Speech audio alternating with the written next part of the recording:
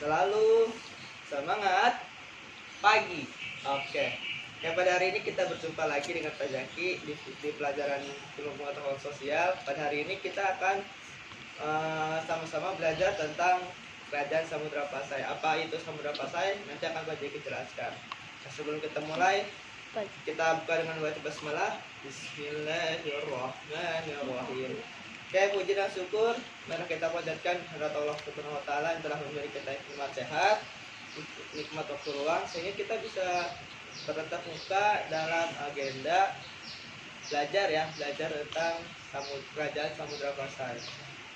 Salawat salam juga tak lupa kita junjungkan kepada Nabi besar kita Nabi Muhammad Sallallahu Alaihi Wasallam dan bahwa kita dari zaman kebodohan sampai sekarang zaman yang penuh dengan pengetahuan sehingga kita bisa belajar walaupun kita tidak berada dalam tempat. Oke, pada hari ini Pak Zaki akan menjelaskan satu kerajaan yang dimana pernah ada di Indonesia, yaitu Kerajaan Samudra Pasai. Kerajaan Samudra Pasai itu adalah salah satu kerajaan yang memeluk agama Islam. Untuk lebih jelasnya dan untuk lebih lengkapnya penjelasannya akan Pak Zaki berikan kepada teman-teman setelah ini. Terima kasih. Oke, teman-teman, pada hari ini Pak Zaki akan menjelaskan tentang Kerajaan Samudra Pasai, yang dimana Kerajaan Samudra Pasai ini adalah kerajaan pertama yang di Indonesia yang beragama Islam. Kerajaan ini muncul pada awal atau pertengahan abad ke-13. Bukti berdiri Kerajaan Samudra Pasai pada abad ke-13 Masehi yang menjadi kerajaan Islam pertama di Indonesia didukung oleh adanya nisan kubur yang terbuat dari granit. Dari nisan itu dapat diketahui bahwa raja pertama kerajaan Samudra Pasai adalah Al-Malik Al-Saleh yang meninggal pada bulan Ramadan tahun 696 Hijriah, yang diperkirakan bertepatan dengan tahun 1297 Masehi. Dikutip dari buku karya Sarkawi B. Husain, Kerajaan Samudra Pasai merupakan hasil dari proses Islamisasi daerah-daerah pantai yang pernah disinggahi pedagang-pedagang muslim sejak abad ke-7, ke-8 Masehi dan seterusnya. Nah, maksud dari Islamisasi adalah mengislamkan orang-orang di daerah pantai. Jadi sebelumnya warga daerah pantai itu belum masuk Islam, tetapi ketika Islam datang, daerah dari pantai tersebut didakwahi dan kemudian warga-warga di sana masuk dan memeluk agama Islam. Oke, musafir Maroko Ibnu Battuta melewati samudra dalam perjalanan dari Cina pada tahun 1345 dan 1346. Mendapati bahwa penguasanya adalah seorang penganut mazhab Syafi'i.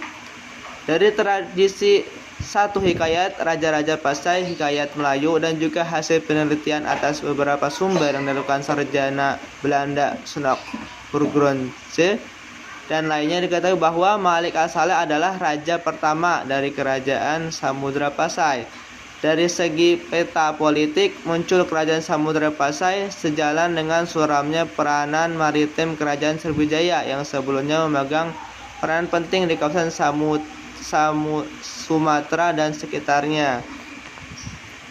Lalu, base ekonomi kerajaan Samudra Pasai adalah pelayaran dan perdagangan. Pengawasan terhadap dua base ekonomi itu memungkinkan kerajaan memperoleh penghasilan dan pajak yang besar. Hal ini semakin memungkinkan karena Samudra Pasai merupakan daerah penghubung antara pusat perdagangan yang ada di Kepulauan Nusantara, India, Cina, dan Arab, serta adanya mata uang sebagai alat pembayaran. Atas dasar penemuan uang perak yang terdapat nama-nama raja kerajaan Samudra Pasai, dapat diketahui nama-nama raja yang memimpin kerajaan Islam pertama di Indonesia. Di antaranya ada 12 raja ternyata, teman-teman. Yang pertama adalah Sultan Malik Al-Saleh, memerintah sampai tahun 1207 Masehi. Yang kedua ada Muhammad Malik Al-Zahir, 1297 sampai 1326 Masehi. Yang ketiga ada Mahmud Malik Al-Zahid dari tahun 1326 sampai 1345 Masehi. Mansur Malik Al-Zahir 1315 sampai 1316 Masehi. Ahmad Malik Al-Zahir 1346 sampai 383 Masehi. Yang keenam Zain Al-Abidin Malik dan Zain Al-Abidin Malik Al-Zahir. Nah, rahasia Abu Zaid Malik Al-Zahir, Mahmud Malik Al-Zahir, Zain Al-Abidin, Abdullah Malik Al-Zahir, dan terakhir adalah Zain Al-Abidin dari tahun 1513 sampai 1524. Kerajaan Samudra Pasai eksis sampai tahun 1524 Masehi. Pada tahun 1521 Masehi, kerajaan ini ditaklukkan oleh Portugis yang mendudukinya selama 3 tahun. Pada tahun 1524, kerajaan Samudra Pasai dianeksasi oleh Raja Aceh Ali Mughayat Shah hingga pada akhirnya kerajaan Samudra Pasai berada di bawah pengaruh Kesultanan Aceh yang berpusat di Bandar Aceh Darussalam. Oke, itu saja penjelasan dari Pak Zaki tentang kerajaan Samudra Pasai. Nah, ini adalah salah satu kerajaan yang ada di Indonesia dan masih banyak lagi kerajaan-kerajaan yang lain yang beragama Buddha, Hindu juga. Untuk kerajaan-kerajaan selanjutnya akan Pak Zaki jelaskan di pertemuan selanjutnya. Terima kasih atas waktunya teman-teman. Nanti teman-teman silakan tuliskan kembali apa yang Pak Zaki jelaskan dan apa yang teman-teman dapatkan dari penjelasan Pak Zaki. Terima kasih. Wassalamualaikum warahmatullahi wabarakatuh. Tetap semangat dan selalu jaga kesehatan. Yang terpenting adalah ikuti instruksi orang tua. Terima kasih. Wassalamualaikum warahmatullahi wabarakatuh. Oke, itulah penjelasan dari Pak Zaki tentang kerajaan Samudra Pasai. Semoga teman-teman bisa mengambil pelajarannya dari situ. Dan terima kasih juga teman-teman sudah menyimak semua penjelasan dari Pak Zaki.